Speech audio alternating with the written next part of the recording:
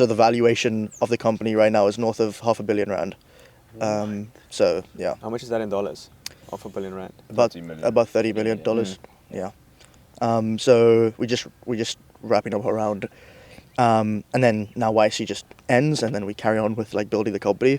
So we raised from a couple investors, and then the goal will be to like hit our certain like milestones and like revenue goals, and then potentially raise another round in like 12 to 18 months from now. Yeah. So how would the distribution work then? Like, if you sell the company, like YC obviously takes 7% of that, R500 million. Yeah, exactly. And the seed round is an extra like investors that invest, right? Yeah. Now we're raising from like different investors. This is not including like YC. Okay. So most seed rounds are composed of a bunch of angels, which are like individuals who are now putting their personal capital into a company to buy equity. Yeah. And then there'll be some like early stage funds, which basically means it's like a venture fund, which invests in companies that are early stage, like seed stage or Series A, around there. Yeah, like they'll invest in like the earliest stage of a company.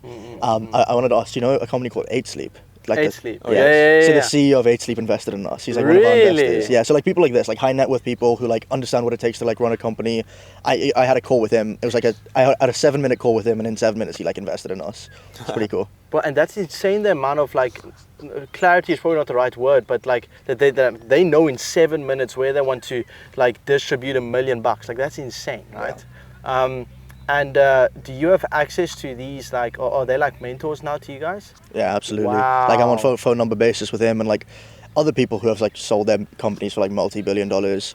The network is insane. Like that's one of the biggest things that they provide. The best thing about YC is that the people that actually interviewed us first to get in are the people that mentor us throughout the program.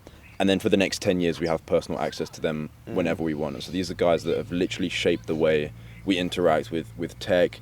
Like the biggest educational tech platforms these guys built, they're worth multiple billions of dollars, and now they're like rooting for us, right? From the beginning, they were the first believers in us, and now they're like, we're accessible to them like at any point, so we can get, you know, any problem that we're going through has likely been gone through in some way or another from someone in our network. And so it's just about how we can take agency and reach out to them and sort of, you know, fast track any issues that we're having. Yeah. That's like and I think also the other thing is like people in college, they have this thing where they like don't listen to their business teacher because like their business teachers never had like a business. Yeah. But like the guys who interviewed us, like one of them, so like, you know, Google Photos, like he invented Google Photos. The other guy like had he has a school platform that like 75% of the United States students use this platform. He sold it for $500 million. The CEO of Monzo, things like that. So like crazy stuff. That's so much more valuable than a business degree, right? It's like I truly believe, and that's why we're going so all in on online education. Is like it's 100% going to shift that entire industry, because what's the point of getting a business degree from someone who has never started a business, right? Like there's no form of learning there, and you can't really incentivize a successful business owner to teach at a university, right? You're not going to pay him enough. So the only way how you can let both of the parties win, the professor or the business owner, and also the actual like person that needs to study, right, is, well, if he gets incentivized through the actual education, right? And so that's why I think online education and courses, stuff like that, is going to be massive, right? Yeah. So you guys would say that like the mentorship aspect was probably one of the more valuable aspects of that. Yeah, for sure. I think like them coming from, because there's two things. They've like obviously built their own company, and so they know how hard it is, and they know things of that sort. But also they like work with like 20 companies every quarter. Like they see what it takes to like build massive companies, and so I think that also really helps. But honestly, like they're very hands off, like extremely hands off. They're only there like if you need them. And honestly, like there's like maybe 3 pieces of advice in 3 months that we got that like actually like did anything, but it helped a lot. But I definitely think majority of it comes down to like now the network that we're part of, the people that we can potentially like hire in our company, the capital providers that we have access to, and I think just being in that ecosystem, you know, changes everything for you. Like me adding YC to my like LinkedIn changed everything. And so like, what would you say is like, you know, what is like the main levers that changed pre-YC to post-YC? Yeah. Do any of you guys want to answer this? I think the biggest thing would be honestly capital, like access to capital and being able to go into a market aggressively and like grow the way you want to. Like I think that means better team. Like what does that mean? You got more capital. What does that mean? It means you can be way more aggressive with how you go to market and the way that you actually build things, instead of optimizing everything for like, okay, how much runway do we actually have here? you know, how frugal can we be? It's now from a more abundance mindset of like, okay, what is possible now that we have that taken care of? Let's look at that, and actually we do things a lot better way. I think the big thing the capital sort of helps with is exactly this, which is make something people want. Because once you almost remove money from the equation, like do we have to make money now? then you just focus on the actual problem, which at the end of the day, in the long term, is what's going to make you the most amount of money anyway. Yeah, I would say so. I think capital is one. I think for me personally, like I think capital is, you can access capital anywhere, and I feel like if you do well enough, that capital is available. So like 100% agree with that. Though, like that really changed our trajectory of getting access to that. But I think one thing that I was like a lot more cognizant of was like the people that we have access to in terms of like hiring, because talent isn't everywhere. Yeah. Like yes, you can find like greatly talented people in like South Africa and things of that sort, but a lot of them, if they're like truly talented and they know what they're worth, they move over to like San Francisco. And I think that being in this proximity of people who are like striving and ambitious and want to do the things that you want to do, but maybe they just don't have the opportunity to build their own startup, but they want to solve extremely hard problems and they want to be a part of the team who's going to change the world, having that really, really helps. And having the name YC gives you this like level up of like, like if two people are competing for one person and you're a YC company and they're not, the likelihood that they come for you is because of that name really like makes your chances higher. And I think this is like, do you think you can, how would you go about tapping into the benefits of having a lot of capital if one does not have that?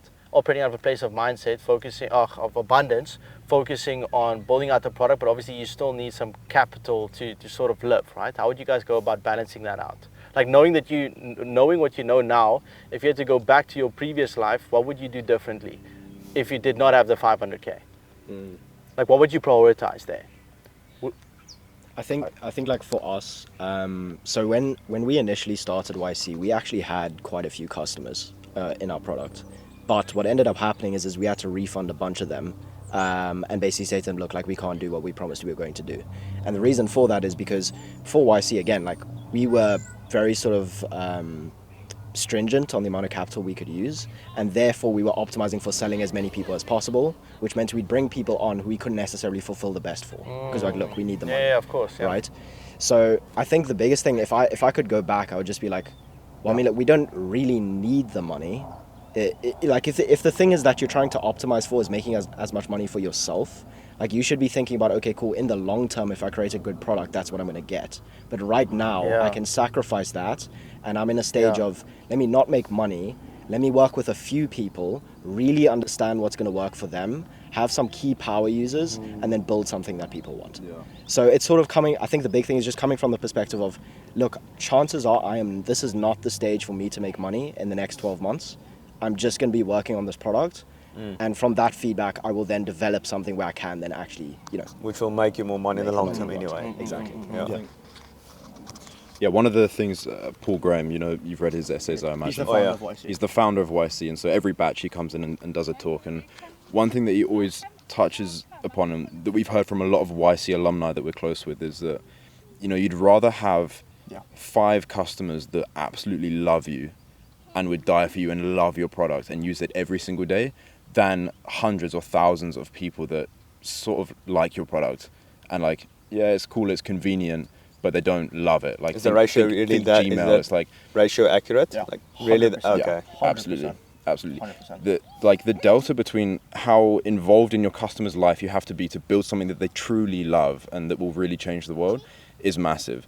And so that has to come from extreme focus, focusing on customers, speaking to customers, and actually solving the pain points that really matter to them. Sam Ovens, like these main thing, like so we were, I was staying with one of the first school game winners, and so he ended up meeting Sam Ovens, and he said the main thing that Sam Ovens was doing is just asking everybody the experience of school itself. And that has sat with me for so long. He even asked the videographer who this guy paid to follow him around to film everything, has he heard of school? Where has he heard of it? What's his experience on that? And I think that drives that point home a lot. I would definitely say like one of the things that I think is like the most valuable that YC has brought to us, and this is like with all the things like capital and things provided, definitely the understanding and that realization that like you truly want to make something that people absolutely love. And one of the pieces of advice that our group partner gave, and I think this is like one of the 3, was just like stop everything. like stop everything, Like all build marketing, all sales. everything, right? For the first 2 months of YC, we like completely stopped everything. Like we weren't like you wouldn't see our name anywhere because we stopped filming content, we stopped doing anything. Okay. Focus extremely heavily on the product. Speak to the current users. That like one of the things, like I'll be honest, like we burnt a lot of customers, and I'm not proud in saying this, but like we were optimizing for the wrong things. We didn't know what to do, and I think just the realization of like what it truly takes to build a generational company and how it comes down to just having like a few people that absolutely love you and you being able to like replicate that process in other people's life. That's not something that we had that's not something that we did. And so I think coming into YC and spending the first 2 months completely revamping and relaunching the product as like what it is today, I don't think we'd be where we are if we didn't do that.